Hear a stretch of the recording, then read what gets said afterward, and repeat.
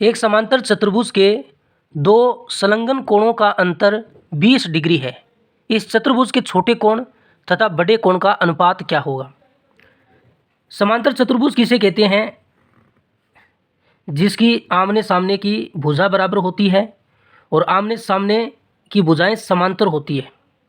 ये भुजा आमने सामने की समांतर होती है और बराबर भी होती है, उसे समांतर चतुर्भुज कहते हैं। चतुर्भुज के दो संलग्न कोणों का अंतर, संलग्न कोण कौन से है? जो पास पास वाले कोण है। जो आसन कोण है, जैसे कोण बी और कोण सी, ये पास वाले कोण है, इन्हें संलग्न कोण कहते हैं और इन्हें आसन कोण भी कहते हैं। इन कोणों का अंतर हमें 20 डिग्री दिया है। ये कोण बी है और ये कोण सी है। अगर हम इन दोनों का अंतर करें, कोण बी माइनस कोण सी, तो इनका अंतर हमें 20 डिग्री दिया हुआ है। ये समीकरण 1।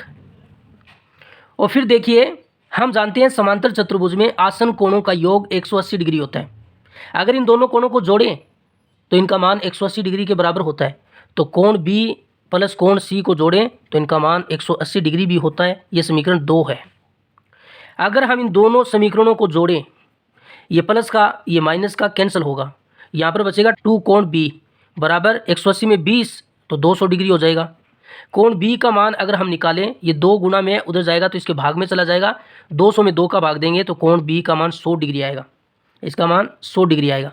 तो सिंपल सी बात है कि इन दोनों का योग 180 होता है और इसका मान 100 है, तो ये कितना रह गया? 80 रह गया। तो कोण सी का मान 80 डिग्री होगा, क्योंकि दोनों को जोड़ेंगे तो 180 बन जाएगा।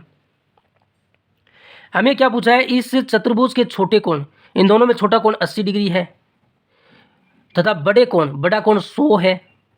इनके बीच अनुपात क्या होगा? तो अनुपात कर लीजिए और दोनों को 20 के पाड़े से काटिए। 20 चौके 80 होता है और 20 पंजे 100 होता है। तो 4:5, ऑप्शन ए इसका सही होगा।